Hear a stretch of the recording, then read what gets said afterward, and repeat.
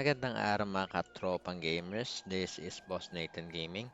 And sa video na to, ituturo ko sa inyo kung paano mag-blast ng item dito sa NerdMU.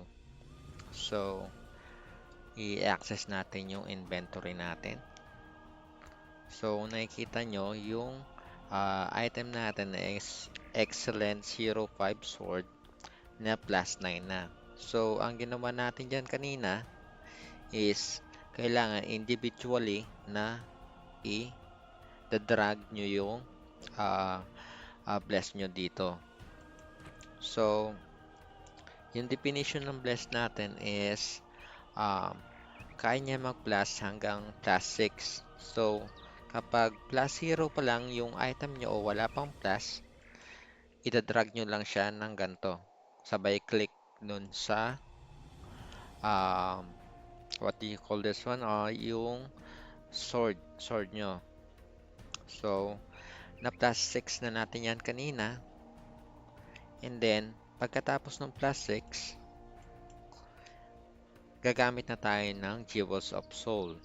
So, yung definition ng Jewel of Soul is +7, +8, hanggang +9 yung kaya niyang i-plus. So, yan yung ginamit natin kanina. Iginanon lang natin dyan. And then, hanggang sa nag+9 siya. So, after mag+9 siya, kahit anong drag nyo and click nyo nung Jewel of Soul, hindi na siya magpa-plus. Wala nang nangyayari. So, the next step is pupunta tayo dito kay Chaos Goblin. So, Chaos Goblin, meron dito sa Lorencia, meron din sa Noria. Eto siya. And then, pipiliin nyo itong regular combination na makikita nyo dito, +10 to +13. So, ilalagay nyo lang yung item nyo dito. Makikita nyo, ayan yung mga requirements para mag+10 siya. So, currently, +9 yung item natin. And then, uh, what do you call this one? This will be the ingredients of paano nyo mapa+10 yung item nyo. So, maglalagay tayo dito ng Bless, Jewel of Bless, Jewel of Soul, Jewel of Chaos. Ayan siya. Kailangan kompletuhin nyo lang yung requirements or ingredients na hinahanap doon sa Goblin machine. So, you can check the success rate dito sa taas. Ayan, 100% success rate siya. So, you need to click this one lang. Yan, so makikita nyo, +10 na siya. And then, kapag nag+10 na siya o nag-success yung pagpapaplus nyo, yung process nyo, hindi nyo siya po pwedeng maglagay ka uli nung ingredients. So, hindi siya po pwedeng ganyan kasi hindi siya magpa-process yung yung pagpa-plus nyo. So, you need to uh, tanggalin nyo yung item nyo uli and then i-click nyo uli si Goblin Chaos Goblin. So, pipiliin nyo uli yung regular combination and then ilalagay nyo yung item nyo. Kung may papansin nyo, yung ingredients niya mas tumaas. Kanina 1 bless lang tsaka 1 soul. Ngayon 2 bless na yung kakailanganin natin.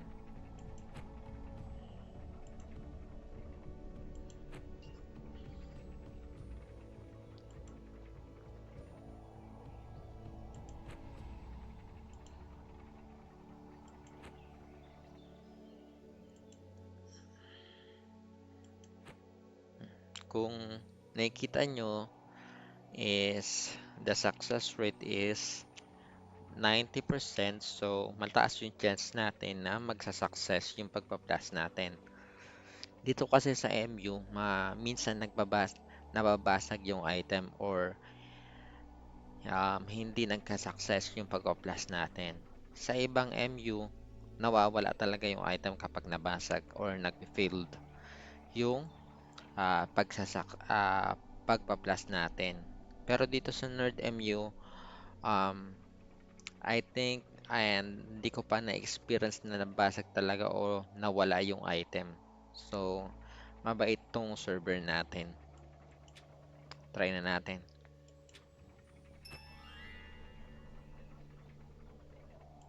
Success. Success yung ano natin. Then, after that, punta tayo kay, kay Lahap. Kasi kinukulang na tayo ng ingredients natin. Then, magde-dissolve tayo dito kay Lahap ng Bless. Lagi nyo tatandaan, palaging 5 lang yung pipiliin nyo sa pagde-dissolve kapag ganyan nagpa-plus kayo kasi dito sa Nerd MU kapag ni-solve nyo yung G-Vault ng 10 is magiging bundle siya katulad nito. Ayan, bundled yung nakuha yung G-Vault. So, keep on mind lang na kailangan palaging 5 lang yung pipiliin nyo.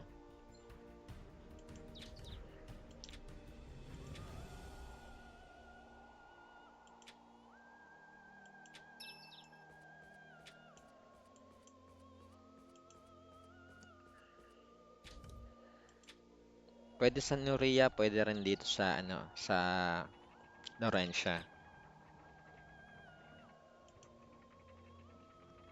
Yan. Kung napapansin nyo, 3 na yung kailangan nating bless.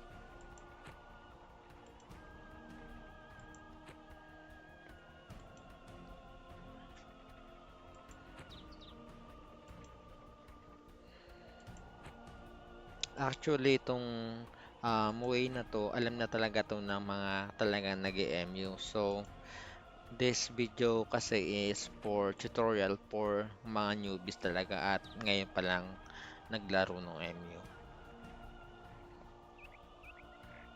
So, this is the success rate. Medyo alanganin yan pero tatry natin. So, plus 11 na tayo. Nagtatrying tayo ng may plus 12 natin yung item natin and this is the ingredients. Let's go. Napakaswerte natin kasi nag plus 12 kaagad.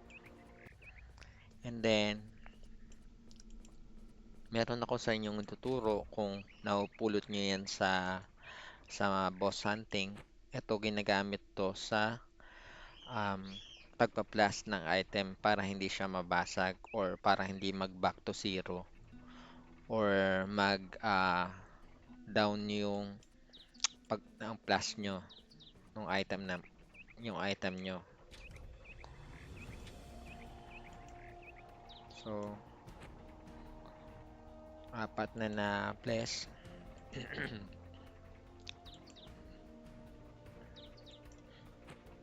4 na plus for plus 13.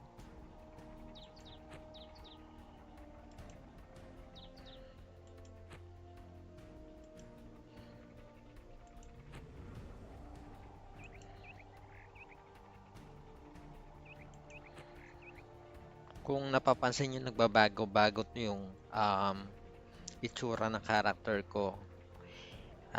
Dito yan sa PC na ginagamit ko. Hindi ko alam kasi ilang beses ko na siyang dinownload at saka nire-install. pero ganyan pa rin lumalabas. Pero sa laptop ko at saka sa cellphone, okay naman, di naman nagkakaroon ng visual um, bug dito lang sa ano ko, PC ko.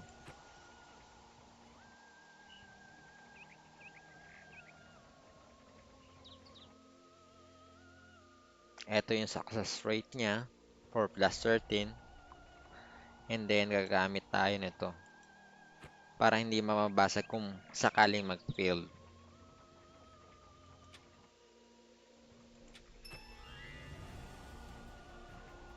So, success yung pagpa-plus natin, plus 13. Dalawang pagpa-plus na lang para ma-plus 13, 15 na natin.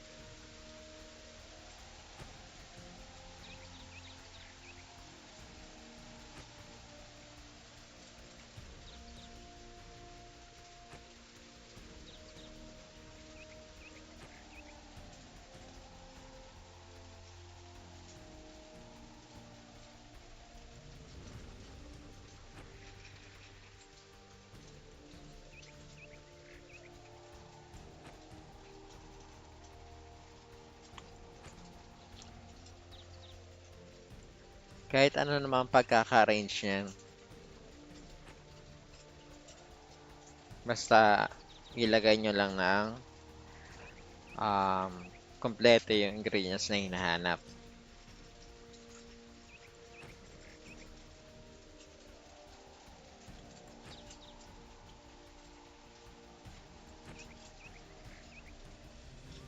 So, ito yung ingredients na kailangan para mag-plus 14 siya. And then, this is the success rate, 70%. So, let's go guys.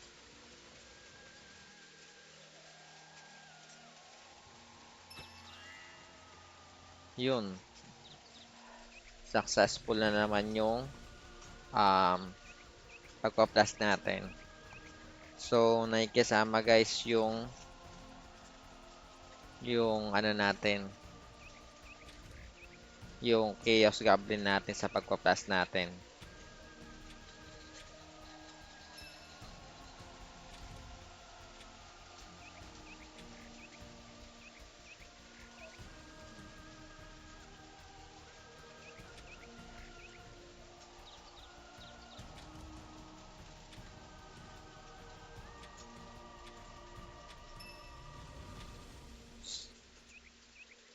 So, this is the last one for plus 15 na.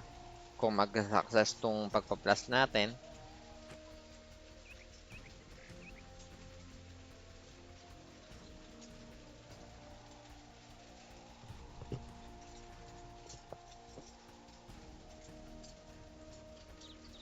Medyo malag kasi umuulan dito ngayon eh.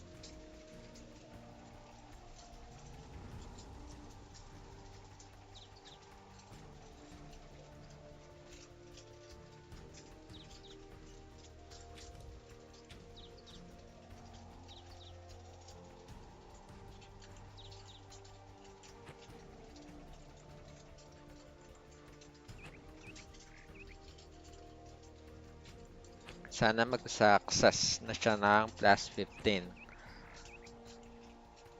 So, 6 blast yung kailangan natin.